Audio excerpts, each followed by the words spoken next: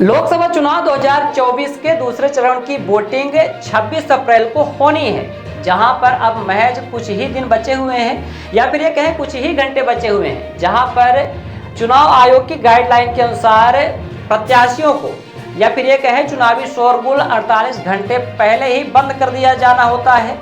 प्रत्याशियों द्वारा door to door जनसंपर्क किया जाता है, जहां आज अंतिम दिन के प्रचार में कांग्रेस प्रत्याशी नीलम अभय मिश्रा द्वारा लगातार जहां पहले भी चुनाव प्रचार अभियान ताबड़तोड़ किया जा रहा था, वहीं पर एक बार फिर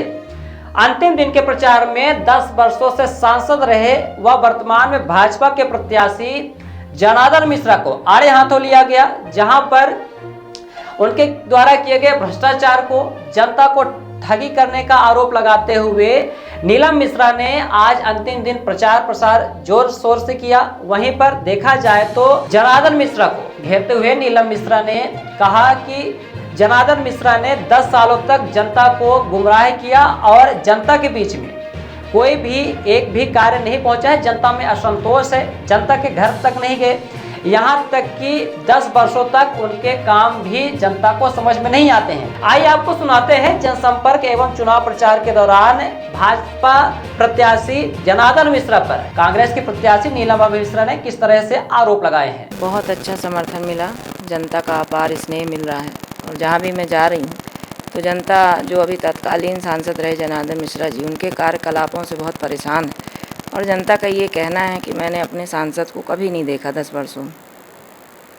जो जवाब मांग रही थी आप लगातार, चाहे वो सांसद निधि का हो, किसी प्रकार की मदद का हो, किसी प्रकार का जवाब आया क्या सांसद की तरफ से? नहीं, आज तक कोई जवाब नहीं आया। यहाँ तक कि हम लोग को तो उन्होंने जवाब नहीं दिया और जनता को भी कभी जवाब नहीं दिया। जब कोई उनके पास कोई समस्या लेकर जाता है तो वो उसकी हंसी उड़ाते हैं और सीधे कहेंगे कि नीम का पौधा लगाओ, मुनगे का पौधा लगाओ।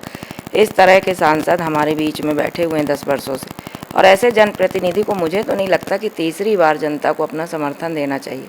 कौन कौन से ऐसे मुद्दे थे जो आप जनता के बीच में रखी और पूछना चाहें कि इसके कारण जनता प्रभावित हुई और लगता है कि आपको समर्थन देगी? जी, बहुत सारे मुद्दे हैं जनता के, और देखिए सबसे बड़ा तो हमारे यहाँ देश के युवाओं का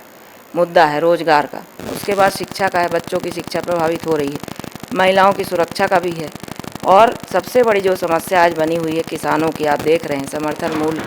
की हो या तो किसानों के सम्मान की हो, और जो आवारा पशु की समस्या सबसे बड़ी हमारे ज़िले में, इसके लिए भी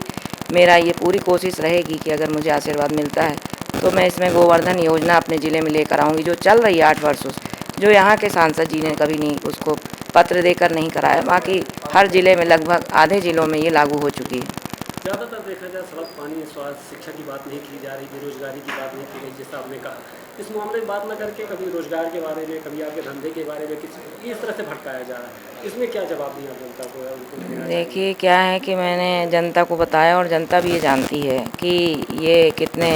साधु हैं, क्योंकि इनका तो वैसे भी राज खुल चुका है जनता के बीच, और जो स्वयं भू माफिया के संरक्षण में रह रहे हैं वो दूसरे को क्या बताएंगे, ये अपने अंदर झांक कर देखें। और दूसरी बात ये है कि पहले जनता के बीच में अपने 10 वर्ष का रिपोर्ट कार्ड दे दे। ये यहाँ वहाँ बातों को भटका कर जनता को गुमराह करके जो वोट लेने की राजनीति करते हैं, ये अपनी राजनीति बंद कर दें, क्योंकि जनता के सामने इनका चेहरा खुल चुका है। इस बार जनता परिवर्तन के मूड में है।